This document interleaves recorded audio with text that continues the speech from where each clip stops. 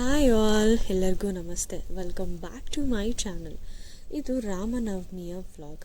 ಬೆಳಗ್ಗೆನೇ ಬೇಗ ಎದ್ದು ರಾಮಂಗೆ ಆಂಜನೇಯಂಗೆ ಬೆಂಗಳೂರಲ್ಲಿ ಬೇಗ ಮಳೆ ಬರಲಪ್ಪ ಅಂತ ಕೈ ಮುಗಿದು ತಂಪಾಗಿ ಮಸಾಲ ಮಜ್ಜಿಗೆ ಮತ್ತು ಕಾರ್ನು ಹೆಸರುಬೇಳೆ ಹಾಕಿ ಕೋಸಂಬರಿ ಮಾಡಿ ಕರ್ಬೂಜ ಹಣ್ಣಿನ ಬೆಲ್ಲದ ಪಾನಕ ಮಾಡಿದ್ದೆ.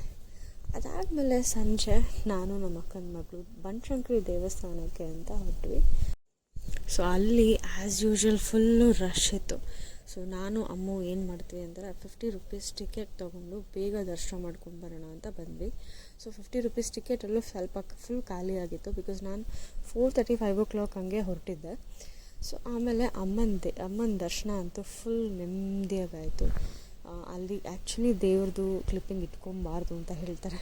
ಬಟ್ ನಾನು ಹಂಗೂ ಅಮ್ಮಂದು ಒಂದು ವೀಡಿಯೋ ಮಾಡ್ಕೊಂಡು ಬಂದೆ. ತುಂಬ ಚೆನ್ನಾಗಿ ಅಲಂಕಾರ ಮಾಡಿದರು. ದರ್ಶನ ಎಲ್ಲ ಬೇಗ ಆಯಿತು. ಇನ್ನೇನು ಮನೆಗೆ ಹೋಗೋಣ ಅಂತ ಹೊರಟ್ವಿ. ಮನೆಗೆ ಹೋಗೋಣ ಅಂತ ಗೇಟ್ ಹತ್ರ ವಾಪಸ್ ಬರುವಾಗ ನಾವು ನೋಡಿದ್ದು ಅಲ್ಲಿ ಫೋಟೋಸು ಮತ್ತು ಕಪ್ಪಿಂದು ದೃಷ್ಟಿಗೆ ದಾರಗಳು, ಆಮೇಲೆ ತುಂಬ ಉಂಗುರದ್ದು ಕಪ್ಪಿಂದು ಉಂಗುರ ದೃಷ್ಟಿದು, ಆಮೇದು ಉಂಗುರ ಎಲ್ಲ ನೋಡಿದ್ವಿ, ಮಣಿದು ಎಲ್ಲ. ಸೊ ನಾನಲ್ಲಿ ದಾರ ಮತ್ತು ಹೊಸಲಿಗೆ ಪಾದಗಳು, ಆಮೇಲೆ ಕಾಲಿಗೆ ದಾರ ಕಪ್ಪಿಂದು, ಅಲ್ಲಿ ಒಂದು ಉಂಗುರ ಇಷ್ಟ ಆಯಿತು, ಸುಮ್ಮನೆ ತೊಗೊಂಡು ಬಂದೆ. ಸೊ ಇರಲಿ ಅಂತ. ಸೊ ಅದಾದಮೇಲೆ ಸಂಜೆ ಆಲ್ಮೋಸ್ಟ್ 6 o'clock ಆಗಿತ್ತು. ಸೊ ಅವಾಗ ತಾನೇ ಕಿರಣ್ ಚಾಟ್ಸ್ ಓಪನ್ ಮಾಡಿ ಬಿಸಿ ಮಸಾಲ ಪುರಿ ಹಾಕ್ತಾಯಿದ್ರು. ಸೊ ನಾನು ನಮ್ಮ ಅಕ್ಕನ ಮಕ್ಕಳು ಸ್ವಲ್ಪ ಬಿಸಿಯಾಗಿ ಮಸಾಲ ಪುರಿ ಎಂಜಾಯ್ ಮಾಡಿ ವಾಪಸ್ ಮನೆಗೆ ಹೋದ್ವಿ. ಹೀಗಿತ್ತು ನನ್ನ ರಾಮನವಮಿಯ ದಿನ.